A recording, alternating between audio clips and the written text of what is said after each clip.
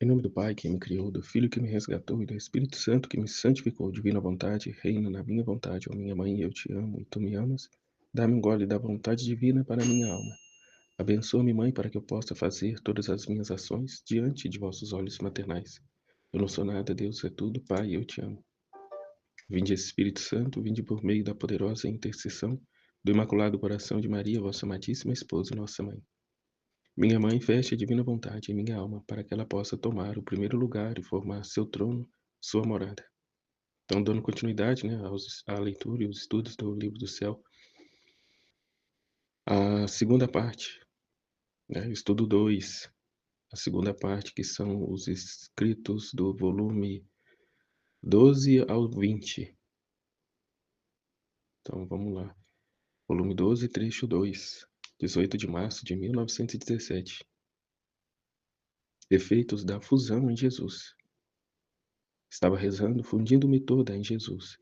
E queria em meu poder cada pensamento de Jesus, para poder ter vida em cada pensamento de criatura, para poder reparar com o mesmo pensamento de Jesus, e assim por diante. E o meu doce Jesus disse-me: minha filha, minha humanidade sobre a terra não fazia outra coisa que unir cada pensamento de criatura com os meus. Assim que cada pensamento de criatura se repercutia em minha mente, cada palavra em minha voz, cada batida em meu coração, cada ação em minhas mãos, cada passo em meus pés, e assim por diante. Com isso dava ao Pai reparações divinas. Agora tudo o que eu fiz na terra eu continuo no céu. E conforme as criaturas pensam, os seus pensamentos derramam-se na minha mente. Conforme elas olham, eu sinto os seus olhares nos meus. E passa entre mim e elas como uma eletricidade contínua.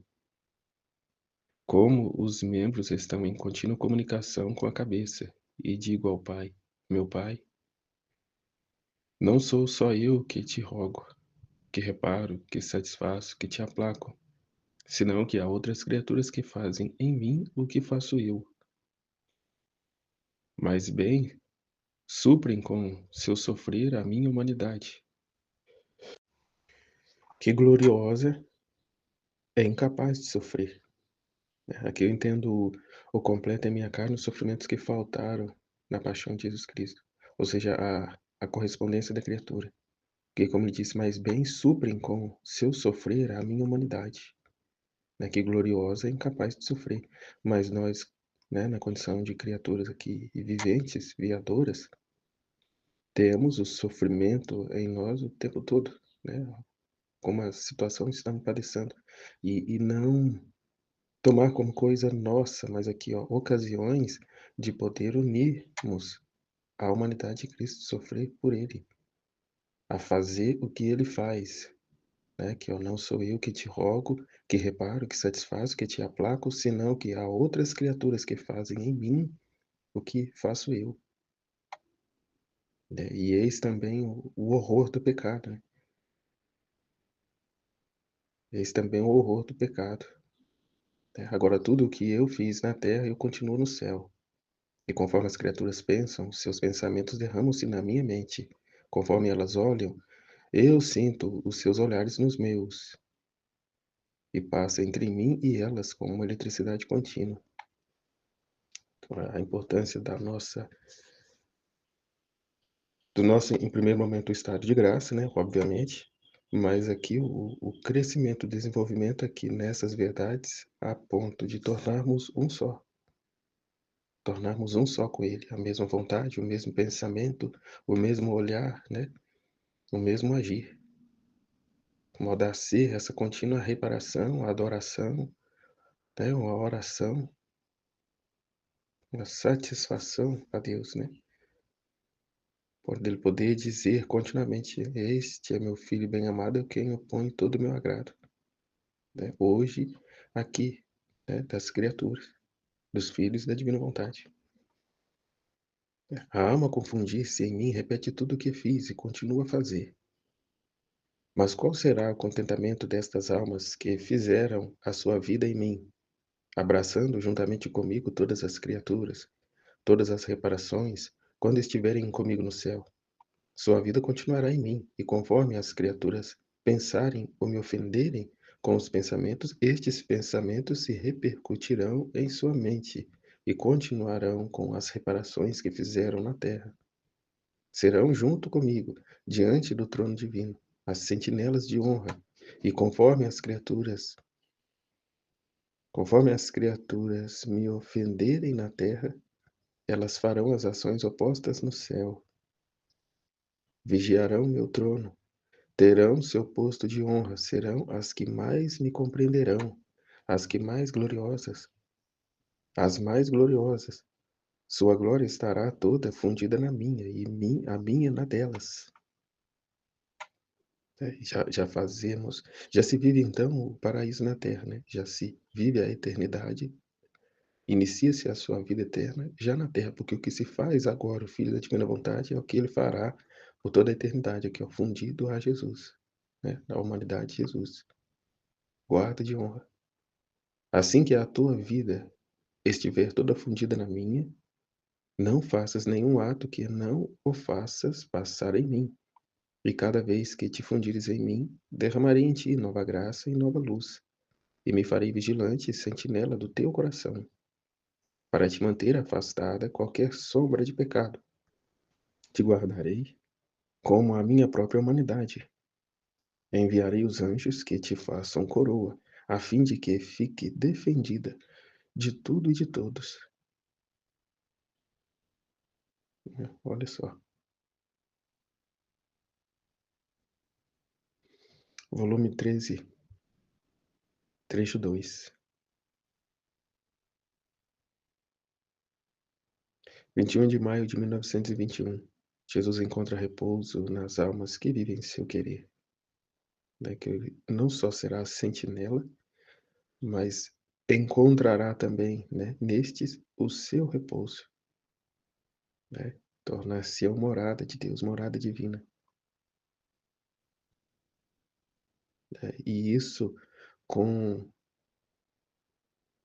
a consciência, o conhecimento da criatura.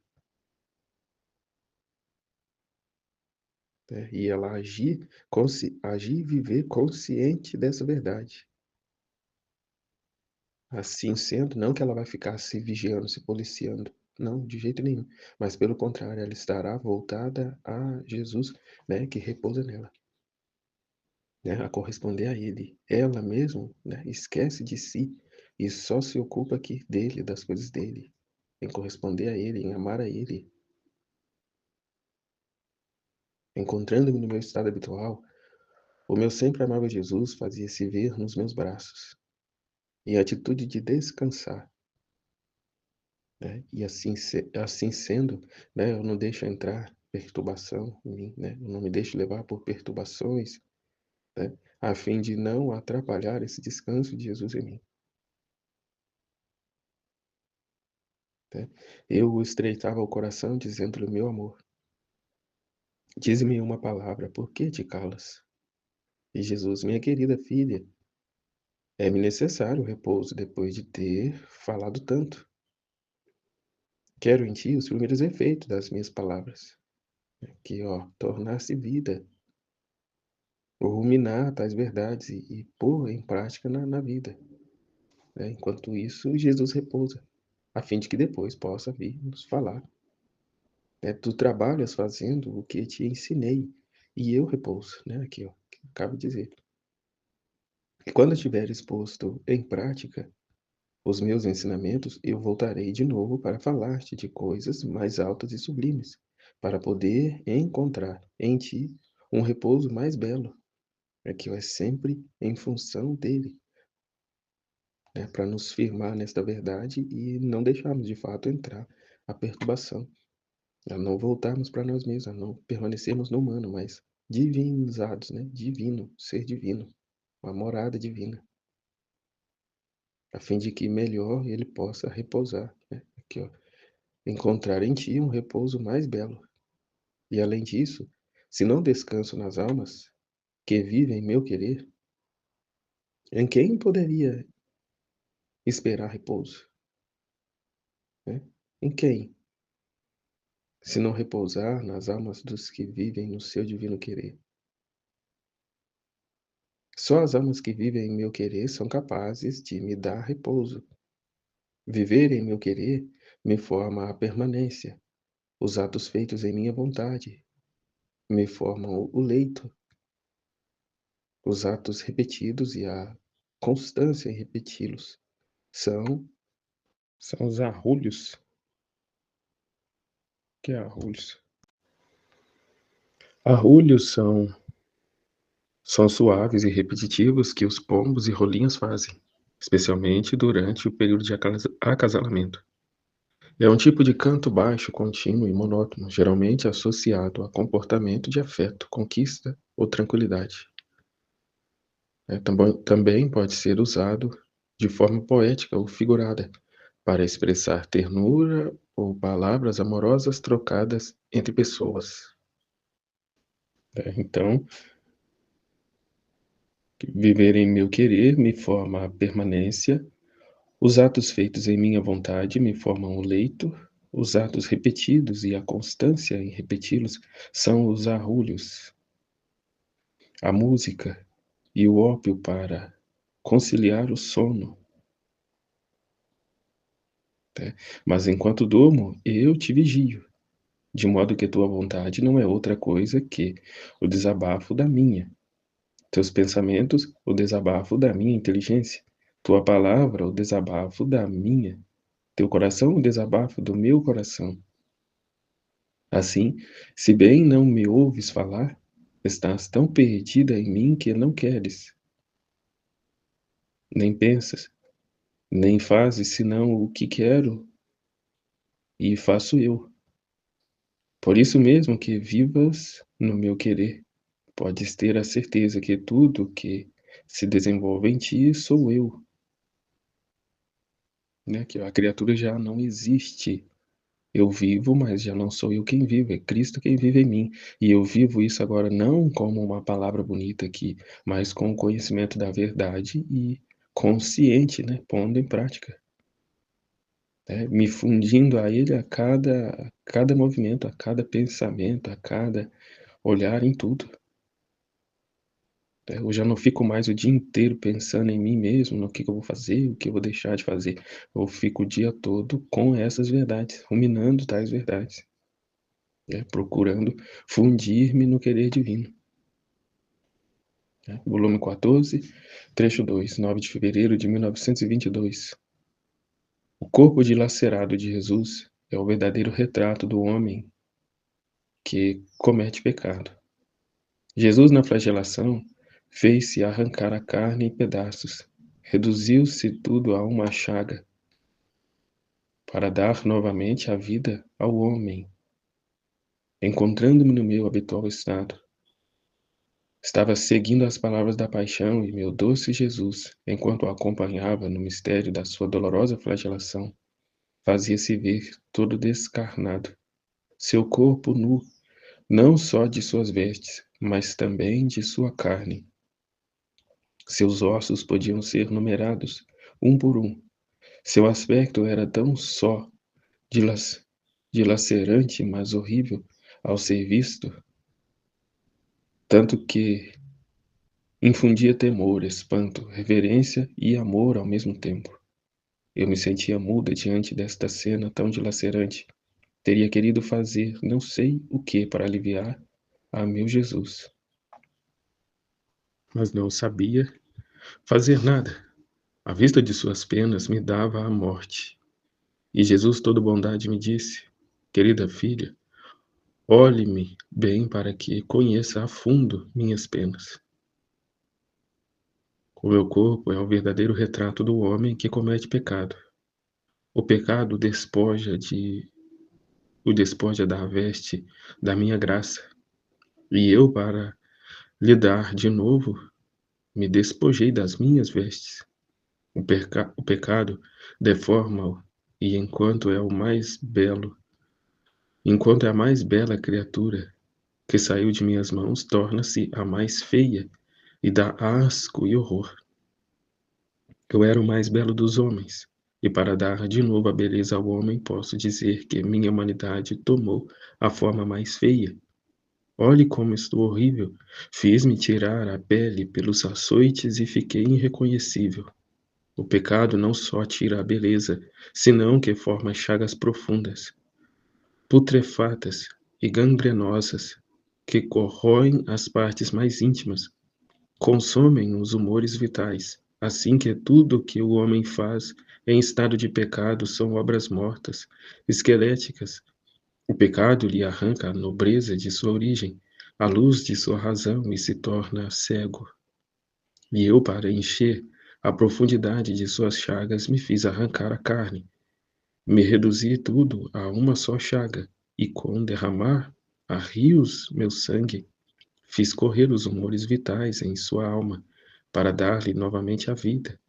Ah, se não tivesse em mim a fonte da vida de minha divindade, eu teria morrido desde o princípio da minha paixão, né? Teria morrido lá já, né? Quando foi lançado no Cedrão. Teria morrido tantas vezes, porque não houve para com Jesus, né? Um nada de misericórdia, né? Porque cada pena que me davam minha humanidade morria, mas ela me restituía a vida, né? A divina vontade lhe restituía a vida. Agora minhas penas, meu sangue, minhas carnes, arrancadas a pedaços, estão sempre em ato de dar vida ao homem. Por isso, né, o recorrer à sua paixão, recorrer ao teu sangue, o recorrer a Jesus na paixão de Jesus está todos os remédios, né? Está todos os remédios. E agora a divinização aqui no terceiro fiat, nessas verdades, nos conhecimentos do livro do céu. Né? Porque não se trata só de não pecar, mas de continuar, né? O não pecar é só o primeiro passo, né? É o mínimo a se fazer diante aqui, ó, dessa realidade. Mas é seguir adiante e tornarmos aqui, ó, o que Deus é por natureza, o sermos por graça, através dessas verdades, desses conhecimentos aqui, né? Porque a vida na divina vontade é só passando aqui, ó, por essas verdades, esse conhecimento, conhecê-las e torná-la vida em nós, né? Minhas penas, meu sangue, minhas carnes arrancadas a pedaços estão sempre em ato de dar vida ao homem, mas o homem rechaça, né? Que nem a redenção quer viver, quer compreender, quer reconhecer, né? Fica difícil. Mas o homem rechaça meu sangue para não receber a vida. Pisoteia minhas carnes para ficar chagado, porque tem prazer no pecado, né? Tem como vida como se diz? Esqueci a palavra, né? E não abandona, não renega, né? Que nem ouvi, né? Eu não abro mão da minha sexualidade, uma pessoa me diz, e de fato as pessoas assim o vivem, né? A sexualidade é o principal, né? A promiscuidade se tem como uma qualidade, um gosto, né? Eu não quero ter uma vida de casado, mas eu quero gozar dos benefícios que foi dado aos casados, que é a sexualidade. E não quero ter filho também, eu quero só viver a minha sexualidade. E aí também não importa se é com homem, com mulher, com um pedaço de plástico, com o que quer que seja. Eu quero ter, vou ter e ninguém tira isso de mim, né? O homem rechaça meu sangue para não receber a vida. Pisoteia minhas carnes para ficar chagado. Ó, como eu sinto o peso da ingratidão. E lançando-se em meus braços, quebrou em pranto. Eu o apertei ao meu coração, mas ele chorava fortemente. Que dilacerante ver chorar a Jesus. Teria querido sofrer qualquer pena para não fazê-lo chorar. Então eu o compadeci, beijei suas chagas, sequei suas lágrimas e ele, como reconfortado, acrescentou: Você sabe como eu faço? Como um pai que ama muito a seu filho, e este filho é cego, deformado, aleijado, e o pai que o ama até a loucura, o que faz? Tira os olhos, arranca as pernas, tira a pele e dá tudo ao filho, e diz: estou mais contente em ficar cego, coxo, deformado, desde que te veja a ti, meu filho, que podes ver, que podes caminhar, que és belo.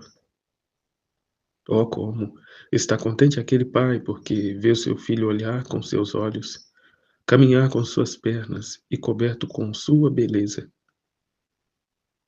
Mas qual seria a dor do pai se visse que seu filho, ingrato, lança de si os olhos, oh meu Deus, as pernas, a pele, e se contenta em permanecer feio como está? Assim sou eu. Em tudo pensei, mas eles, ingratos, formam minha mais acerba dor. Ou seja, usa dos dons de Deus, né, do corpo que Deus deu, de tudo, toda a saúde física e mental que Deus deu para viver no pecado, para viver na luxúria, para viver, né, nos vícios. Em tudo pensei, mas eles ingratos formam minha mais acerba dor. São, que é dito, né, os ladrões de Deus. Roubam tudo de Deus para viver a seu bel prazer. E clamam a Deus mais saúde, né? Mais isso, mais aquilo, mais cura de enfermidade, para poder continuar vivendo no pecado, para continuar com suas vidas cômodas, né? E não sentem um nada, né? Por isso, mas a vida é para ser vivida, né? Deus deu para a gente gozar, né, da vida nesse mundo. É, como ele diz, formam minha mais acerba dor. Volume 15, trecho 3. 16 de janeiro de 1923. Segunda desordem geral. Sentia-me muito afligida pela privação do meu doce Jesus e pensava entre mim: por que não vem? Quem sabe no que eu ofendi, que se esconde de mim? E enquanto isto pensava, e quem sabe quantas outras coisas que não é necessário dizer, né, tantos disparates, meu adorável Jesus se moveu em meu interior e me estreitando forte a seu coração santíssimo, né, que ele se faz sentinela dos corações. Né? Quando sai dali do centro, né, e se coloca no centro, tira Jesus do centro e se coloca, né, aqui com questionamentos, ele vem. Né, ele vem com voz terna e cheia de compaixão e me disse: minha filha, depois de tanto tempo que venho a ti, deverias compreender por ti mesma a causa de meu ocultamento, mas não escondido fora de ti, senão em ti mesma. Né? Ele já não sai dela. Aquele que vive no divino querer é a morada de Deus. E o fato dele não falar não significa que te abandonou por conta de alguma ofensa, algum pecado, alguma coisa que tenha. Jesus é o mesmo, ontem, hoje e sempre. As tuas misérias, a tua pequenez não vai repelir Jesus nunca.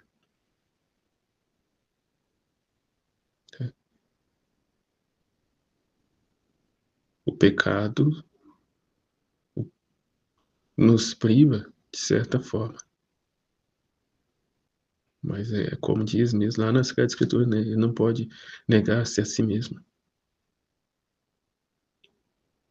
Então, como ele diz, deverias compreender por ti mesma a causa do meu ocultamento. Não escondido fora de ti, né? Tenha te abandonado, senão em ti mesma, né? Está repousando, como disse no trecho acima. Depois, suspirando forte, acrescentou: ai, é a segunda desordem geral que as nações estão preparando, né? Segunda Guerra Mundial. E eu estarei escondido em você, e como vigilante para ver o que fazem. Fiz de tudo para dissuadi-los. Dei-lhes luz, graça. Chamei-te de modo especial nos últimos meses para te fazer sofrer mais. Até se não me engano, foi nessa época aqui, né, que foi dado os escritos a Santa Faustina, né, sobre a divina misericórdia, né, como ele diz, fiz de tudo para evitar, mas, né, é como que eles próprios se colocam, né, debaixo da minha justiça, eles próprios arrancam de mim os flagelos, né, ele vai dizer outro trecho, né, nos últimos meses para te fazer sofrer, né, tomou Luísa como vítima, para fazer que minha justiça, encontrando um dique em ti, né, um dique, uma represa, né, a alma vítima faz isso, represa a justiça divina a fim de não derramar sobre a humanidade, né, e uma satisfação demais em tuas penas pudesse fazer descer mais livremente a luz, a graça em suas mentes para dissuadi-los desta segunda desordem. Mas tudo foi em vão. E quanto mais uniam, faziam, tanto mais fomentavam as discórdias, os ódios, as injustiças, tanto que obrigam os oprimidos a tomar as armas para defender-se. E eu, quando se trata de defender os oprimidos e a justiça, mesmo natural, devo comparecer. Aqui, ó, Deus vem em auxílio, né, aqui, ó, aos órfãos e viúvas, aos oprimidos, aos injustiçados. É como um filme que eu assisti ontem com meu filho e o nome do filme é O Poder de um Jovem. Né, são escravos africanos e tem um menino lá que era, né, acabou sendo o salvador deles. E dado momento, um escravo teve um único momento de liberdade enquanto enfrentou o seu tirano, né, e foi ali naquele momento morto. Né, e aí se entristece porque, nossa, morreu. Mas não foi o único momento de glória, de honra, né, de liberdade que esse escravo teve, porque teve a coragem de enfrentar, né, ali o seu tirano. Liberdade, né, que custou a vida dele, mas foi um momento de liberdade. E a felicidade a qual ele estava, que o deu a força para isso fazer. Porque ali as tribos, várias tribos de escravo que tinha, eram inimigas entre si, não se conversavam. Estavam todos, né, presos ali e as tribos diversas não se conversavam. E aí esse menino, né, fizeram um concerto, compuseram uma música e foi o único momento que as tribos se uniram e até a alegria dele era essa. Antes de morrer, ele disse ao menino, né, vejam, todos estão cantando juntos em uma só voz. E isso graças a você, ao menino, né, que ajudava eles. O filme é espetacular. E até ainda lembrei, né, do que é dito nas escrituras, né, jovens, vós sois fortes porque vencestes o demônio. Né? Se os jovens soubessem o poder que têm, não estariam, né, na condição que se encontra, né, depressivos e isso e aquilo, né, com pensamento de suicídio e tudo mais, né, envolvido com drogas, bebedeira, bagunça, envolvido com tudo que não presta. Desconhecem o poder, a força que tem, né? Já uma outra turma, sabendo disso, né, atacam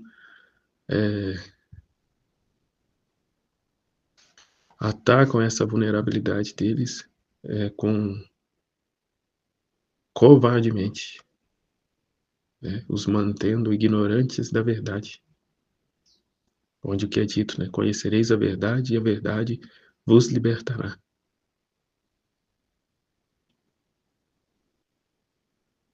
Mas por que não conhece? Há rechaço. Porque estão envolto a barulho, é barulho demais. Não suportam o silêncio, não suportam a quietude, né? Tá sempre com barulho na cabeça. Ora interno, ora externo, sempre envolto a barulho, né? A vídeos curtos, a TikTok, a uma infinidade de vãs ocupações e distrações. Pois bem, quando se trata de defender os oprimidos e a justiça, mesmo o natural devo comparecer, diz Jesus. Muito mais, pois as nações, aparentemente vencedoras, venceram sobre as bases da mais perfídia injustiça, né? A mais pérfida injustiça. Deveriam tê-lo compreendido elas mesmas e ser mais benignas com os oprimidos. Em vez disso, eles são mais inexoráveis, querendo deles não só a humilhação, mas também a destruição. Que perfídia! Que perfídia mais que diabólica! Não estão ainda saciados de sangue, quantos pobres, povos perecerão. Me dói, mas a terra quer ser purgada. Outras cidades serão destruídas. Também eu ceivarei muitas vidas, com os flagelos que mandarei do céu, né? Além das guerras, mais os que virão do céu, né? São pandemias, desastres, né?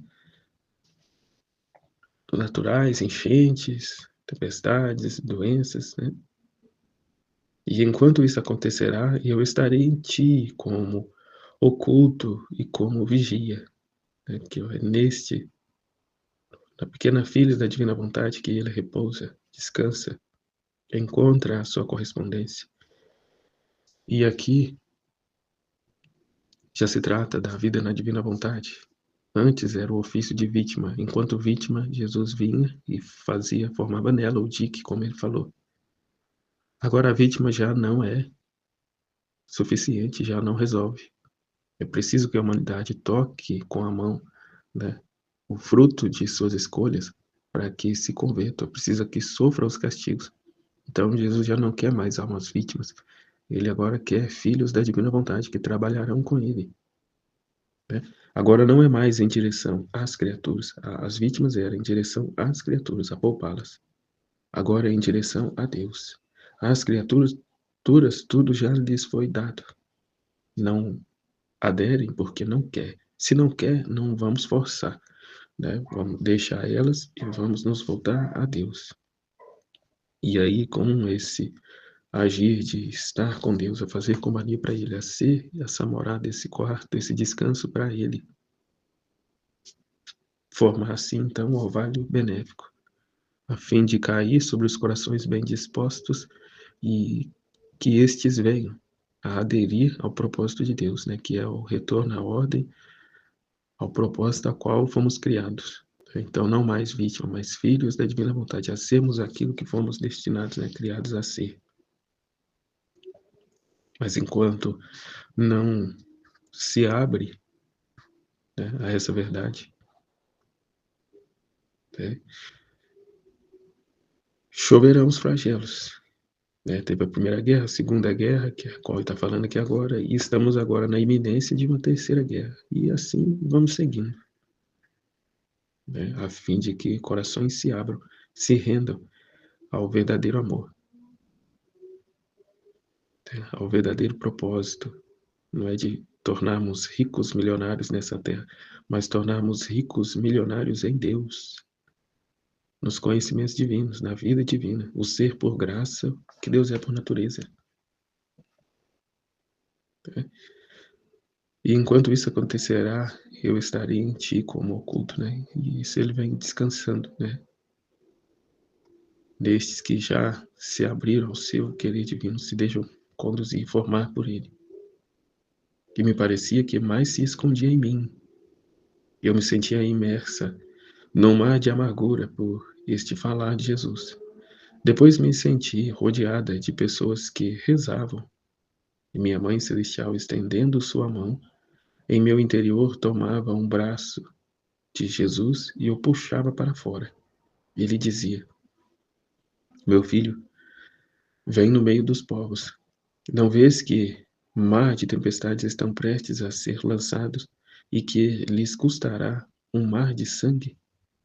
Mas porquanto o puxava, Jesus não quis sair.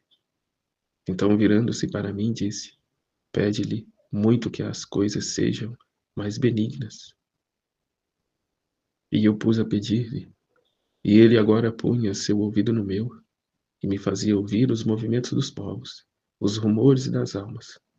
Agora me fazia ver várias raças de povos unidos juntos, quem preparado para desencadear guerras, e quem se estava preparando por isso, estreitando-me forte ao meu coração, estreitando-me forte ao meu Jesus, lhe disse: Aplaca-te, meu amor, não vês quanta confusão de povos, quantas desordens? Se isto é nos preparativos, o que será na guerra?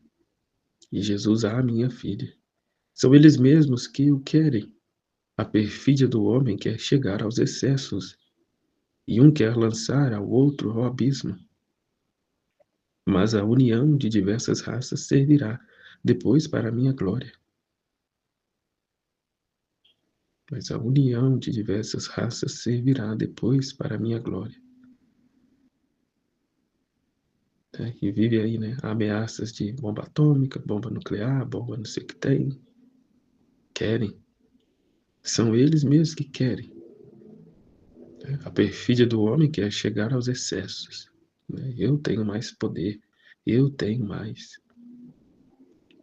Um quer lançar o outro ao abismo. Mas a união de diversas raças servirá depois para a minha glória.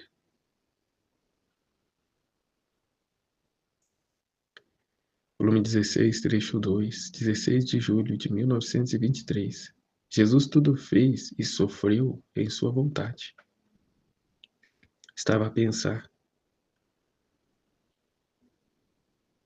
na paixão de meu doce Jesus e sentia as suas dores ao meu lado, como se agora as estivesse ele sofrendo, e olhando me disse: Minha filha, sofri tudo em minha vontade. E à medida que sofria, minhas penas abriam tantos caminhos em minha vontade para chegar a cada criatura. Se não tivesse sofrido em minha vontade, que envolve tudo, minhas penas não teriam chegado até você, nem até todos, e cada um teriam ficado com minha humanidade. E mais, com havê-la sofrido em minha vontade, não somente abriam tantos caminhos para ir a todas as criaturas, mas abriam também tantos outros para fazer entrar nelas até mim, e unir-se com essas penas e dar-me cada uma das penas que, com suas ofensas, deviam me dar em todo o curso dos séculos, e enquanto eu estava sob a tempestade dos golpes. Por isso, não foram só aqueles que me flagelaram, senão as criaturas de todos os tempos. Em cada pecado é um flagelo que se profere, sobre o corpo de Jesus, sobre a humanidade de Jesus, que teriam, com suas ofensas, convergido à bárbara flagelação. E assim em todas as demais penas, minha vontade me trazia a todos. Nenhum faltava à chamada. Todos me estavam presentes. Nenhum faltou. Por isso minhas penas foram, quanto mais duras, mais múltiplas que as que se viram. Então, se queres que o oferecimento de minhas dores, a tua compaixão e reparação, as tuas pequenas penas, não só cheguem até mim, senão que façam os mesmos caminhos das minhas, faz que tudo entre em meu querer, esteja tudo no ato único de Deus. E todas as gerações receberão os efeitos, passado, presente e futuro, como ele diz em outros trechos. E não só minhas penas, mas também as minhas palavras, porque ditas na minha vontade chegavam a todos. Como, por exemplo, quando Pilatos me perguntou se eu era rei, e eu lhe respondi: Meu reino não é deste mundo.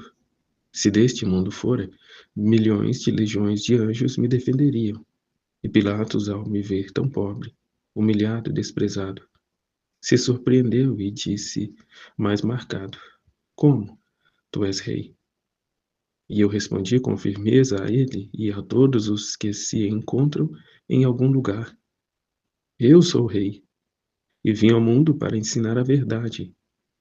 E a verdade é que não são os postos, os reinos, as dignidades, o direito de comando o que faz reinar o homem, o que o enobrece, o que o eleva sobre todos, né? Não são essas coisas. E mais, estas coisas são escravidão, misérias, que o fazem servir a vis paixões, a homens injustos, cometendo também ele tantos atos de injustiça, que o desenobrece, né? Que o desnobrecem-no, os, que os desnobrecem-no, atiram-no para a lama e atraem o ódio de seus dependentes, assim que as riquezas são escravidão. Os postos são espadas com as quais muitos ficam mortos ou feridos. O verdadeiro reinar é a virtude, o despojamento de tudo, o sacrificar-se por todos, o submeter-se a todos. E isto é o verdadeiro reinar, que vincula a todos e se faz amar por todos. Por isso, o meu reino nunca terá fim, e o teu está próximo de perecer. Né? O reino da divina vontade e o reino da vontade humana. Né? O humano que só visa o eu e o divino que, aqui, ó, reina que vincula a todos e se faz amar por todos. Por isso meu reino nunca terá fim. E o teu está próximo de perecer. E estas palavras em minha vontade as fazia chegar aos ouvidos de todos aqueles que se encontram em postos de autoridade, para fazê-los conhecer o grande perigo em que se encontram, e para colocar em guarda a quem aspira aos postos, às dignidades, ao comando, né? Não se deixar, né, levar, se vislumbrar, né, aqui ó, dos grandes postos e dignidades e comando, né, mas viver aquilo que Jesus diz, né, o meu reino não é deste mundo, né, não está nas coisas, né, não é em acumular coisas, mas pelo contrário, né, o despojar-se, o despojamento de tudo. O verdadeiro reinar é a virtude, o despojamento de tudo, o sacrificar-se por todos, o submeter-se a todos. E isto é o verdadeiro reinar, que vincula a todos e se faz amar por todos. Né? Não é o receber, mas o dar-se, o doar-se, desapegar-se. E não o reter, o acumular. Né? E isso sim é a escravidão, como ele disse. Volume 17, trecho 2. 14 de junho de 1924. Importância da ordem nestes escritos. Deus é ordem. A beleza da alma que opera no querer supremo.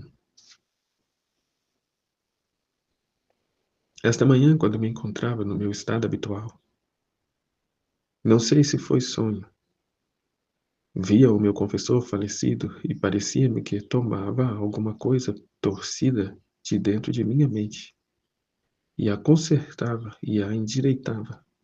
Perguntei-lhe por que fazia isto e ele disse-me: Vim para te dizer que sejas atenta à ordem, porque Deus é ordem, e basta uma frase, uma palavra do que te diz o Senhor que não esteja na ordem, e poderá suscitar dúvidas e dificuldades em quem possa ler o que escreve sobre sua adorável vontade.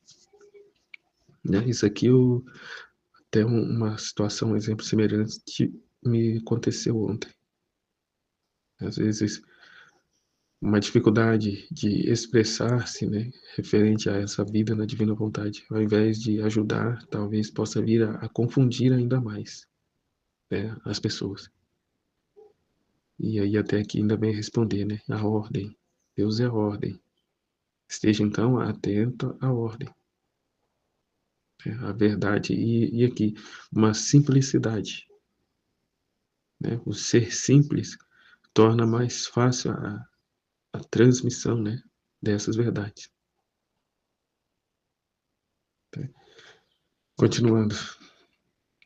Eu, ao ouvir isto, disse: acaso sabe você que escrevi coisas desordenadas até agora? E o confessor: não, não. Mas fica atenta para o futuro. Faze com que as coisas que escreves sejam claras e simples, né? Aqui, ó, exatamente. Ser claro e simples.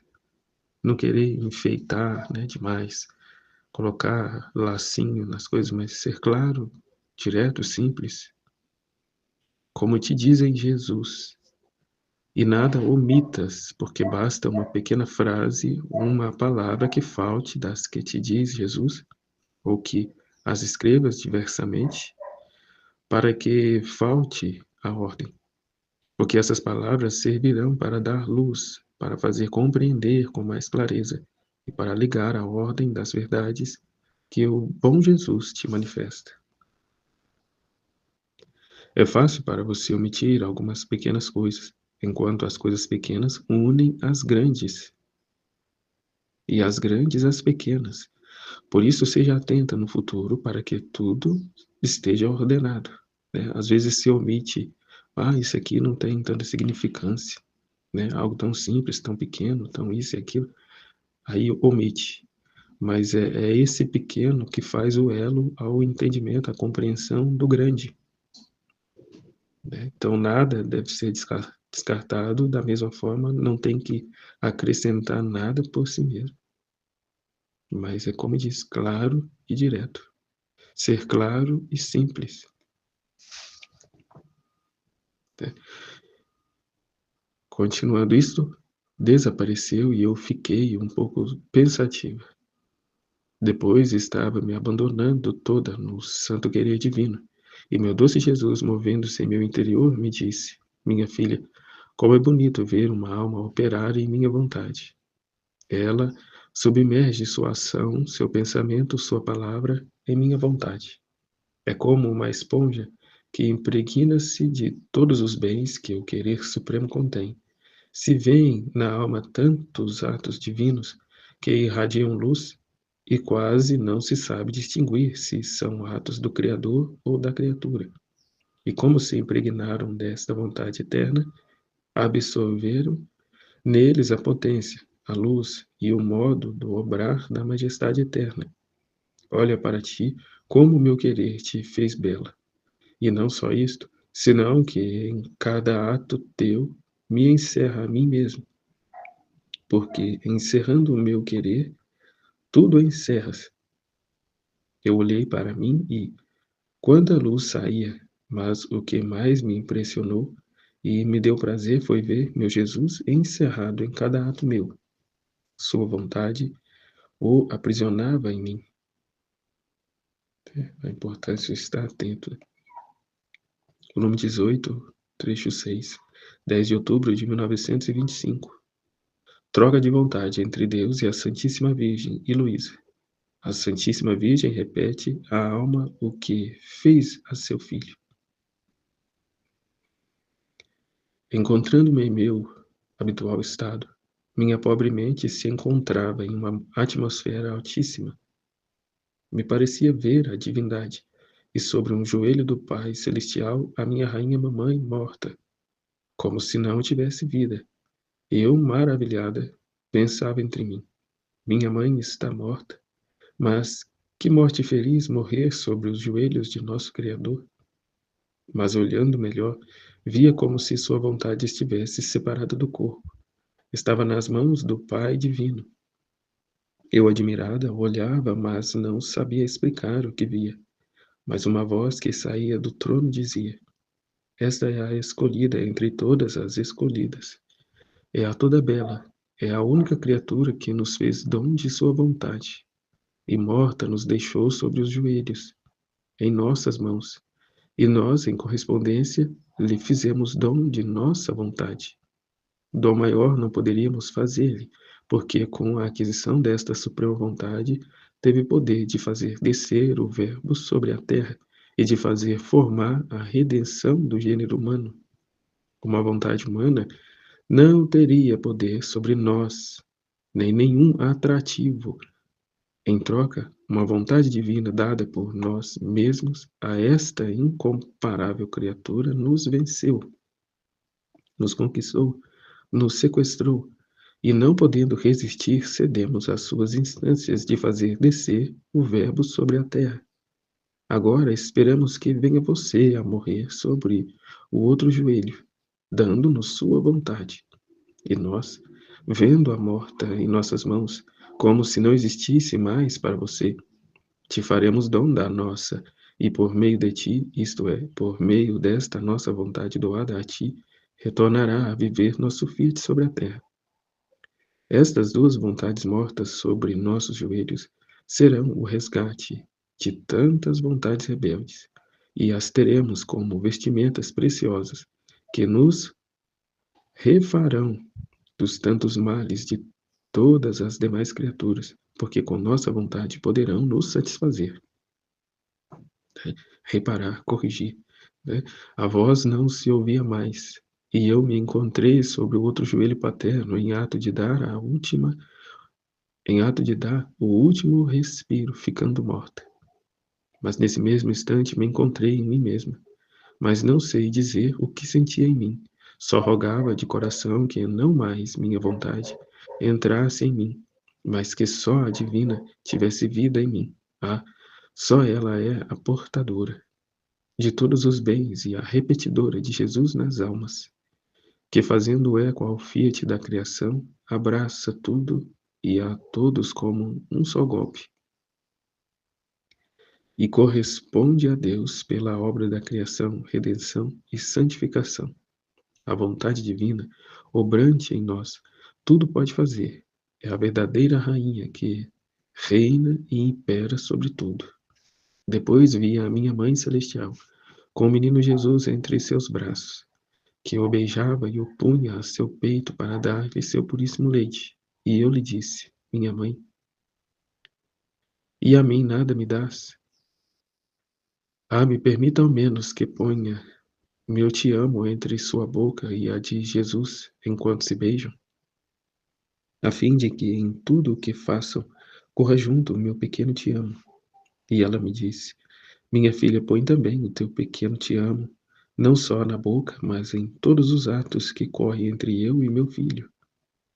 Você deve saber que em tudo o que fazia para meu filho, tinha a intenção de fazê-lo para as almas que deviam viver na vontade divina, porque estando nela, estavam dispostos a receber todos aqueles atos que eu fazia para com Jesus, e encontrava espaço suficiente para os depositar. Assim, se eu beijava meu filho, beijava-as porque as encontrava junto com ele, e em sua suprema vontade. Eram elas as primeiras como alinhadas nele, e meu amor materno me empurrava a fazê-las participar do que fazia a meu filho. Graças grandes eram necessárias para quem devia viver nesta santa vontade, e eu punha à sua disposição todos os meus bens, meus agradecimentos, minhas dores, para a sua ajuda, defesa, força, apoio, luz, e eu me sentia feliz e honrada, com as honras maiores de ter por filhos meus, partos meus. Aliás, deles se pode dizer o que se diz do meu filho, que as primeiras gerações encontravam a salvação nos méritos do futuro Redentor. Assim, estas almas, em virtude da vontade divina obrante nelas, estas futuras filhas são aquelas que imploram incessantemente a salvação, as graças, as futuras gerações estão com Jesus e Jesus nelas, e repetem junto com Jesus o que contém Jesus.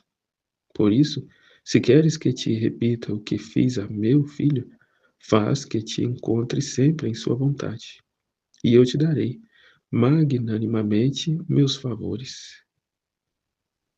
né, que ela vai encontrar, né, não só Jesus, mas também todos seus filhos. Assim como tudo que ela fazia a Jesus era destinado aos filhos da divina vontade, porque era um próprio Deus, né, era uma única vontade. Então ela dava Deus a Deus, era o amor de Deus que operava, que agia por meio dela. E nesse ato que ela fazia em direção a Jesus, era em direção à criatura, né, porque a humanidade de Jesus estava ali na humanidade de Cristo, toda a humanidade, sobretudo os que corresponderiam, né, os filhos da divina vontade, né, a fim de que, por meio deste ato, alcançasse os demais, aqueles que estivessem distantes, né. Continua aqui o mesmo ofício de Jesus na vida do filho da divina vontade, né, fazer pelos que não fazem, amar pelos que não te amam, né. Meu Deus, eu creio, adoro, espero e amo-vos. Peço-vos perdão por aqueles que não creem, não adoram, não esperam e não vos amam. Então, despojamo-nos de nossa vontade para a maior glória de Deus, para trabalhar com Jesus, né, aquilo que foi o seu ofício, né, a salvação das almas, a glória ao Pai, a salvação das almas. E aqui não só, mas também a santificação das almas. Então, trabalhamos com Deus no seu projeto, seu plano original de criação, redenção e santificação, né? Divinização. Entramos no ato único de Deus. Volume 19, trecho 2, 28 de fevereiro de 1926. Cada vez que a alma se ocupa de si mesma, que é como bate os trechos, né? Cada vez que a alma se ocupa de si mesma, de seus interesses, perde um ato na vontade divina. O que significa perder este ato? Continuava meus acostumados temores, e meu sempre amável Jesus, fazendo-se ver, todo bondade, me disse: minha filha, não perca tempo, porque cada vez que se ocupa de você é um ato que perde em minha vontade. E se soubesse o que significa perder um só ato em minha vontade, você perde um ato divino, aquele ato que abraça tudo e todos, e que contém todos os bens que há no céu e na terra. Muito mais que minha vontade, é um ato continuado, que não se detém jamais em seu curso, nem pode te esperar quando por seus temores te detém. É a ti que convém segui-la em seu curso continuado, e não a ela esperar a ti o quando tu te puseres a caminho para segui-la, né? Que nós estamos para a divina vontade, e não a divina vontade está para nós. Somos nós que temos que dar continuidade, correr, seguir, e não ela que vai parar, né, para escutar, atender a nossa boa vontade. Somos nós que temos que corresponder a ela. Então, e não só você perde o tempo, senão que eu, devendo apaziguar-te, atirar-te de teus temores, para pôr-te em caminho em minha vontade, obriga-me a ocupar-me de coisas que não pertencem ao supremo querer. Teu mesmo anjo guardião, que te está próximo, fica em jejum, porque cada ato que fazes nela, e conforme segue seu curso, é uma bem-aventurança acidental a mais que ele goza, estando perto de ti. É um paraíso duplicado, de alegria que tu lhe ofereces, de modo que se sente feliz de sua sorte por te ter sob sua custódia. E como as alegrias do céu são comuns, teu anjo oferece a bem-aventurança acidental que recebeu de ti, seu paraíso duplicado, a toda a corte celestial, como fruto do querer divino de sua protegida. Todos fazem festa e magnificam e louvam o poder, a santidade, a imensidão da minha vontade. Por isso seja atenta. Em meu querer não se pode perder o tempo. Há muito o que fazer. Convém que você siga o ato de um Deus, não interrompido jamais. Portanto, a constância, portanto, aquilo que é dito, é preciso correr sem parar, jamais, o título de um outro trecho. Temos muito trabalho, muito o que fazer, muito aqui conhecer, muito aqui amar. Portanto, não dá tempo de pensar em si mesmo. Dito isso, desapareceu e eu fiquei pensativa ao ver o mal que eu fazia e dizia para mim: como pode ser possível que, como me colocar no querer divino, esquecendo todo o resto como se nada mais existisse para mim senão a eterna vontade? Eu tomei parte em tudo que contém este amável querer, e Jesus, retornando, adicionou: minha filha, quem nasceu em meu querer, é justo que saiba os segredos que ele contém. Ademais, a coisa em si mais facilici- facilíssima é como conatural. Suponha que passe a habitar em uma casa, ou por pouco tempo, ou para sempre, na qual há uma bela música, um ar perfumado pela qual se sente infundir uma nova vida. Tu certamente não puseste aquela música, nem aquele ar balsâmico, mas como tu te encontras naquela habitação, não tua, você vem a desfrutar tanto da música como do ar perfumado que regenera as forças à vida nova. Acrescente que aquela habitação contém pinturas encantadoras, coisas belas que embelezam jardins jamais vistos por você, com tanta variedade de plantas e flores que é impossível numerá-los todos, impossível numerá-los todos. Também há comidas deliciosas que jamais gostou. Ó, como te recria, te deleitas e desfruta ao olhar tantas belezas, ao provar alimentos tão deliciosos. Mas de tudo isto nada é feito ou posto por ti, mas tu fazes parte de tudo só porque estás naquele quarto. Agora, se isto acontece na ordem natural, muito mais fácil pode acontecer na ordem sobrenatural de minha vontade.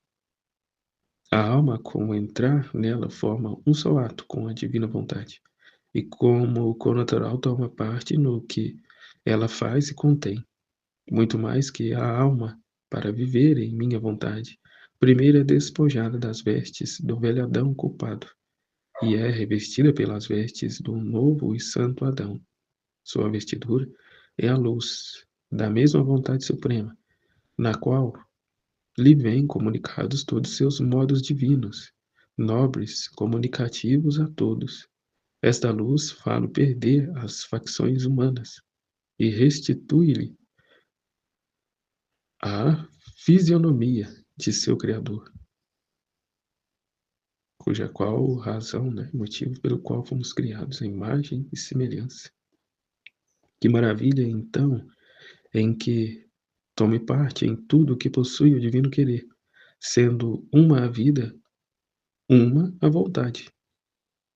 Por isso seja atenta. Te recomendo que me seja fiel, e seu Jesus manterá a batuta de te fazer viver sempre em meu querer. Estarei em guarda, a fim de que jamais possa sair dele, não tomar a nossa vontade de volta, fora entregue lá, morta aos joelhos do Pai, como foi dito, e lá permanece. Eu não busco, não vou lá tomar de volta. Vou aqui buscando me envolver cada vez mais, como Luísa diz, estava eu no meu estado natural, estava eu fundindo-me no divino querer. Então, não, é estar nessa intenção, nesse ato, continuamente. Então, volume 20, trecho primeiro, 17 de setembro de 1926. Como cada coisa criada por Deus tem seu lugar, e quem sai da vontade de Deus perde seu lugar. Importância no reino do Filho Divino. Meu Jesus, invoco o teu santo querer, a fim de que ele mesmo venha a escrever sobre o papel as palavras mais penetrantes e eloquentes, com os vocábulos mais aptos a fazer-se compreender, de maneira a pintar com as cores mais belas, com a luz mais resplandecente, com as características mais atraentes, o reino do Fiat Supremo, de modo a infundir nas palavras que me fará escrever no papel uma força magnética e um imã potente que ninguém poderá resistir, para fazer-se dominar de sua santíssima vontade. Enquanto que, na verdade, se dá ao contrário, né? A simplicidade, a clareza, né? As diversas manifestações, né? Da pequenez, a condição de criatura, né? Cuja qual a divina vontade serviu, né? A vida da Luísa, que é narrada, né? Também, juntamente nesses escritos. Né? De modo a não ser um atrativo aos olhos, mas sim a nos levar a pegarmos por ocasião do único fim, o único propósito, né? O conhecimento da verdade. E não para exaltar a criatura, né? O saber, mas para exaltar o divino, né? O fundir-se a ele. Né? Então, e vós, mãe, minha mãe, verdadeira soberana rainha do Fiat Supremo, não me deixeis sozinha. Vinde guiar a minha mão. Dai-me a chama de vosso coração materno, e enquanto escrevo, tende-me sob vosso manto azul, a fim de que possa cumprir tudo o que meu amado Jesus quiser de mim. Sentia-me toda investida pelo querer supremo, o qual, me atraindo em sua luz imensa, me fazia ver a ordem da criação, como cada coisa estava em seu posto designado por seu Criador. Minha mente se perdia e ficava arrebatada ao ver a ordem, a harmonia, a magnificência, a beleza de toda a criação. E meu doce Jesus, que estava comigo, me disse: minha filha, tudo o que saiu de nossas mãos criadoras, a cada coisa criada foi designado seu posto e seu ofício distinto. E todas estão em seu posto, louvando com louvores incessantes aquele Fiat eterno que as domina, as conserva e lhes dá vida nova. Por isso, mantêm-se sempre belas, íntegras, novas, pelo movimento do Fiat Supremo, dominante nelas. Também ao homem foi atribuído seu posto, seu ofício de soberano sobre todas as coisas criadas, com a diferença que, enquanto todas as outras coisas criadas por nós ficavam tal como Deus as havia criado, sem jamais mudar-se, nem crescer, nem decrescer, ao contrário, minha vontade, dando ao homem a supremacia sobre todas as obras das nossas mãos, e querendo desabafar com ele mais em amor, dava-lhe o ofício de crescer continuamente em beleza, em santidade, em sabedoria e riqueza, até elevá-lo à semelhança do seu Criador, mas sempre devia fazer-se dominar, guiar, para dar campo livre ao Fiat Supremo, de formar sua vida divina nele, para poder formar este contínuo crescimento de bens e de beleza, com a felicidade sem fim. Porque sem minha vontade dominante não pode haver nem crescimento, nem beleza, nem felicidade, nem ordem, nem harmonia. Minha vontade, sendo ela a origem dona, princípio de toda a obra da criação, onde ela existe, tem virtude de conservar bela a sua obra, tal e como a tirou, mas onde não existe, falta a comunicação de seus humores vitais para conservar a obra fora das nossas mãos.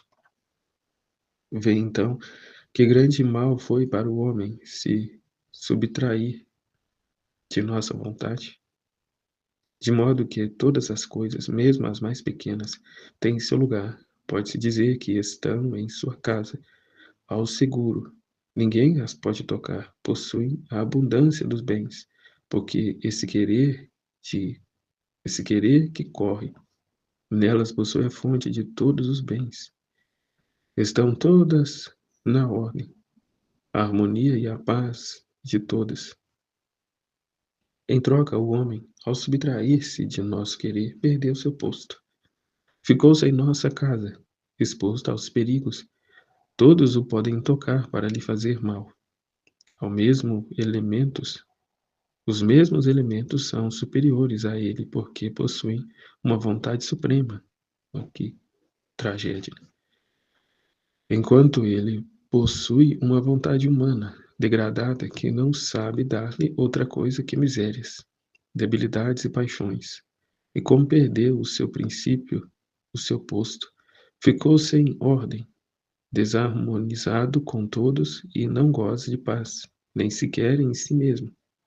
Assim que se pode dizer que é o único ser errante em toda a criação, que por direito nada lhe toca, porque nós tudo damos a quem vive em nossa vontade, porque está em nossa casa, é uma de nossa família. As relações, os vínculos de filiação que possui com o viver nela, dão-lhe o direito a todos os nossos bens. Ao contrário, quem não vive da vida dela, rompeu como de um só golpe todos os vínculos, todas as relações. Por isso é tida por nós como coisa que não nos pertence. Oh, se todos soubessem o que significa romper com nossa vontade e em que abismo se precipitam, todos tremeriam de espanto e fariam concorrência para retornar ao reino do Fiat Eterno, para voltar a tomar seu lugar designado por Deus. Agora, minha filha, querendo dar de novo minha eterna bondade, este meu Fiat, este meu reino do Fiat Supremo, depois de havê-lo rejeitado tão ingratamente, não te parece que seja o dom mais que eu possa fazer às gerações humanas? Mas para dá-lo, devo formá-lo, constituí-lo, fazer conhecer de minha vontade, o que até agora não se conhece, e tais conhecimentos sobre ela, que vençam aqueles que os conhecerão, para que amem, apreciem e desejem vir viver nele. Os conhecimentos serão as cadeias, mas eles mesmos voluntariamente, não forçados, se farão atar. Os conhecimentos serão as armas, as flechas conquistadoras, as flechas conquistadoras, que conquistarão os novos filhos do Fiat Supremo. Mas sabes o que é que estes conhecimentos possuem? Possuem a qualidade de mudar a natureza em virtude, em bem na vontade minha, de modo que os possuirão como propriedade sua. Então, ao ouvir isto, disse: Meu amor, Jesus, se tanta virtude tem nestes conhecimentos sobre tua adorável vontade, por que não os manifestastes a Adão, a fim de que, fazendo-os conhecer a a seus descendentes, tivessem amado, apreciado muitíssimo um bem tão grande e tivesse disposto os ânimos para quando tu, divino Redentor, a decretasse dar-nos este grande dom do reino do Fiat Supremo? E Jesus, retomando a palavra, acrescentou: Minha filha, Adão, enquanto esteve no Éden terreno e viveu no reino do Supremo Querer, conheceu todos os conhecimentos, quanto a criatura é possível, do que pertence ao reino que possuía. Mas assim que saiu dele, sua inteligência se escureceu, perdeu a luz e de seu reino, e não encontrava as palavras adequadas para manifestar os conhecimentos que tinha adquirido sobre a suprema vontade, porque faltava nele o mesmo querer divino. que lhe proporcionasse as palavras necessárias para manifestar aos demais o que ele tinha conhecido. Isto, por sua parte, e muito mais que cada vez que recordava sua subtração de minha vontade, o sumo bem que tinha perdido, sentia tal intensidade de dor de o tornar calado, porque estava imerso na dor da perda de um reino tão grande, e pelos males irreparáveis causados por isso, e porque quanto Adão pudesse fazer, não lhe era dado reparar, mas necessitava-se daquele mesmo Deus que tinha ofendido para pôr remédio por parte de seu Criador, não tinha nenhuma ordem, e por isso não lhe dava capacidade suficiente para manifestá-lo, porque em que aproveitaria manifestar um conhecimento quando não devia dar-lhes o bem que continha? Né? Em que aproveitaria manifestar um conhecimento quando não devia dar-lhes o bem que que continha? Eu só faço conhecer um bem quando quero dar. Embora Adão não tenha falado muito sobre o reino da minha vontade, ele ensinou muitas coisas importantes sobre o que lhe pertencia. Tão verdade que nos primeiros tempos da história do mundo, até Noé, as gerações não tiveram necessidade de leis, nem houve idolatrias, não diversidade de línguas, mas sim todos reconheciam um só Deus, uma só linguagem, porque tinham um alto conceito de minha vontade. Ao contrário, quanto mais se afastaram dela, surgiram as idolatrias e pioraram em males. E por isso Deus viu a necessidade de dar suas leis como preservativo às gerações humanas. E por isso quem faz minha vontade não tem necessidade de leis, porque ela é vida, é lei e é tudo para o homem. A importância do reino do Filho Supremo é grandíssima. E eu o amo tanto que estou fazendo mais que nova criação e redenção, porque a criação apenas 6 vezes foi pronunciado o meu Fiat onipotente para dispô-la e tirá-la toda ordenada. Na redenção, falei, mas como não falei do reino de meu querer, que tem infinitos conhecimentos e bens imensos, portanto não tinha uma grande quantidade de palavras que dizer, porque tudo o que ensinei era de natureza limitada. Com poucas palavras se fazia conhecer, em troca para fazer conhecer minha vontade. Se necessita muito, filha minha. Sua história é longuíssima. Encerra uma eternidade sem princípio e sem fim. Por isso, por quanto digo, tenho sempre que dizer. E por isso estou dizendo. Ó, quanto mais, pois sendo mais importante que tudo contém mais conhecimentos, mais luz, mais grandeza, mais prodígios. Por isso são necessárias mais, mais palavras. Por isso são necessárias mais palavras, muito mais, que por quanto mais faço conhecer, tanto mais alarga os confins do meu reino, para o dar aos filhos que possuirão.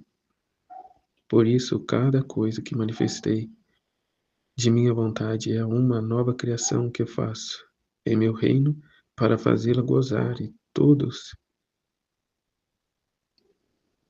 para fazê-la gozar e possuir por aqueles que terão o bem de conhecê-los. Por isso se requer de sua parte grande atenção em manifestá-las. Ela, grande cuidado e atenção manifestadas, e nós aqui hoje, uma grande atenção em conhecer e reter essas verdades desses escritos e vivenciá-la, né, na nossa vida, pôr em prática na nossa vida, né, essa extensão do reino, trabalhar por este reino, né, na conquista de alma, na conquista de corações, formar os ovários benéficos. Jesus, eu confio em vós. Em nome do Pai, do Filho e do Espírito Santo. Amém. Fiat.